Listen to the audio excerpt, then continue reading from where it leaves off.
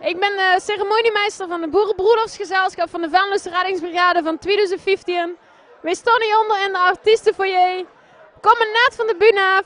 Was een prachtige ervaring. Ik ben er groot op dat ik dit prachtige gezelschap voor heb mogen stellen. En ik denk dat ik namens het ganse gezelschap spreek als ik zeg dat we het geweldig vonden en dat we er samen nog een geweldige avond van gaan maken.